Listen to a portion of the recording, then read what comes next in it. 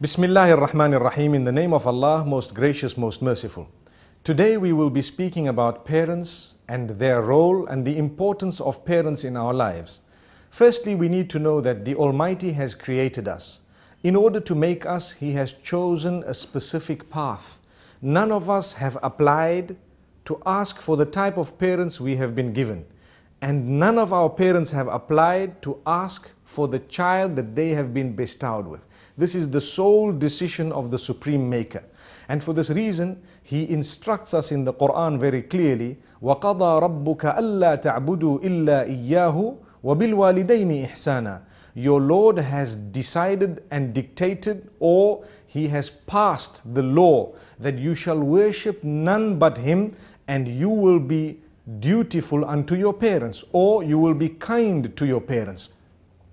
The reason He speaks of kindness to parents is because He chose them. He chose them as a test for them as well as for us. So every one of us has parents, and our parents are a test for us and we are a test for them. This is why it is important for us to be kind to them.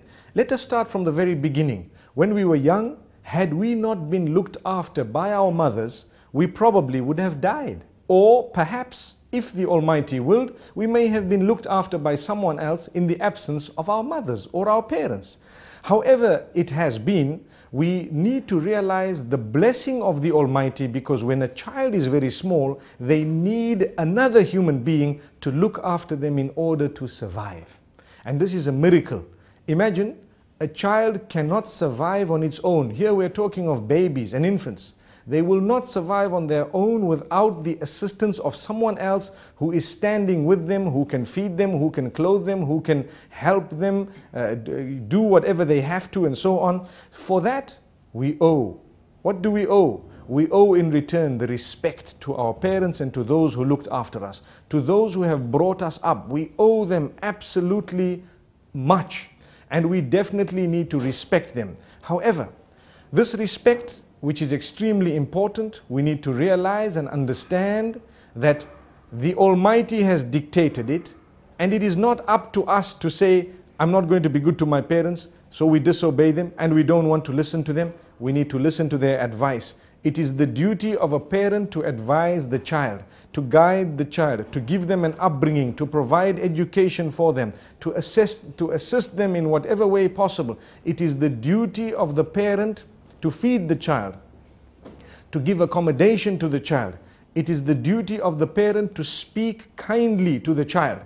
Imagine, many people speak about how important it is for the child to speak kindly to the parent, but they forget that it is also the duty of the parent to speak kindly to the child, to say words that will be good, to abstain from foul language, to abstain from anger and such bad habits in the presence of the child that may brush off onto the child.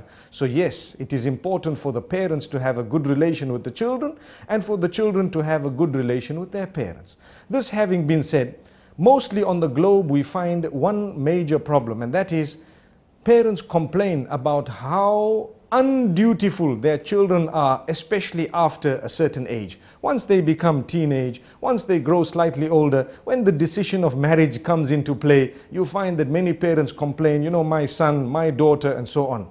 Let us speak about that for a few minutes. What we need to realize is, yes, we will obey the instruction of our parents on condition that those instructions do not negate what the Almighty has instructed us with. So if, for example, we know that alcohol is prohibited, when your father tells you, here is the money, go and buy me some alcohol, you will say, no, my dad, the Almighty overrides and overrules your instruction. He has instructed me not to do that, you are instructing me to do that. Because the two are clashing, the Almighty overrides, I will not do this. Amazing. This is the law of the Almighty. And from this we learn that the bad qualities that the parents have should never be allowed to brush off onto the children. Sometimes the children develop better character and conduct than their own parents. That is a gift of the Almighty. Sometimes the children's education is far higher and their understanding is far greater than that of their own parents. And this is also a gift of the Almighty. But what we do need to know is, generally, wherever possible, we should be listening to them, obeying their instruction in that which is reasonable. When we say that which is reasonable, what we do mean is, if they instruct us to do something silly, or they interfere in certain decisions that the Almighty has given us the sole right to, then sometimes we can excuse them in a very polite way. Let me give an example. When it comes to a young girl, yes, the parents have a say in advising her and encouraging her who to marry and how to marry and so on. However, they cannot force her to marry a particular person. So if a parent decides to force the daughter that you will only marry this person, they are wrong. That's a mistake. It's more culture than religion. To be honest with you, if that girl has to say, look, my dear father, I will not be able to obey this instruction of yours, she is not at all to be blamed, nor is she sinful, because the father is outside his rights. He is beyond the rights. He is not within his rights when he instructs his daughter. Sadly, you have certain people who are ignorant because they owe money to someone, because they feel obliged to someone, because someone has helped them, because a person is a cousin or related and they don't want to break the relation of the family. They tell their daughter, no, you have to marry, you have to say yes to this proposal. In that particular case, we excuse the parents. And my address here is to the parents, please be understanding. Try and understand that your Maker is definitely going to question you.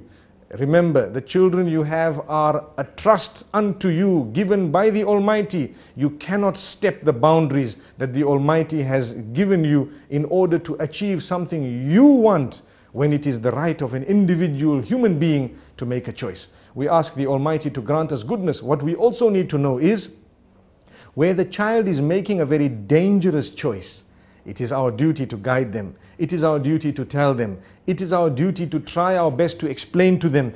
And we need to realize we're living in what is known as a free world today, especially in countries where we are in a minority.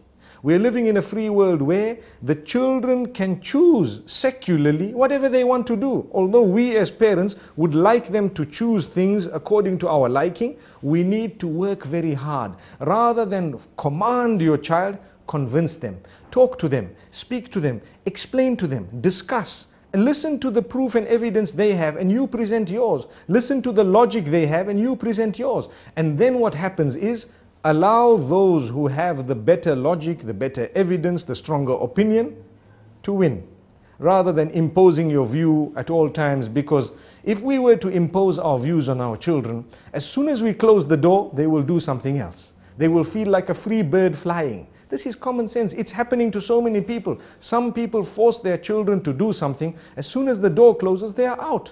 So we ask the Almighty to make us not from amongst those who do not realize this type of relation that is meant to be between the parents and the children. I'd like to close by saying, although this topic is very large, what we've discussed today, the importance of obeying your parents within reasonable limits, and the importance of parents being good and role models to their children, this is very important. Because if a parent is not a role model to his or her own children, how do you expect that child to develop and to become better? You have a parent, for example, who smokes like a chimney, and they are telling their children, do not smoke. That is very foolish.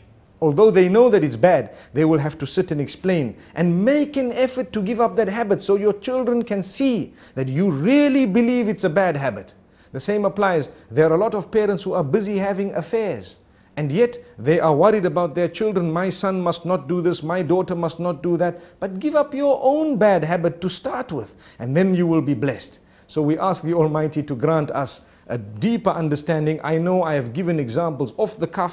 I normally like to give relevant examples. We call it pressing the red button, because we don't want to give examples of that which does not happen in society. Rather give the example of something real so that we can learn from it. I hope and I pray we've said a few words that can encourage us to have the best relation. Rather than being a parent and child relation, it nowadays needs to be more of a friend relation where we can relate. When they have a problem, the first person they think of is dad, the first person they think of is mum, rather than going to the friend or to someone else who is outside the home to get advice which might be wrong and detrimental. We need to open this relation, and we need to have a better relation with our own children. Until we meet again, Assalamu alaikum wa rahmatullahi wa barakatuh.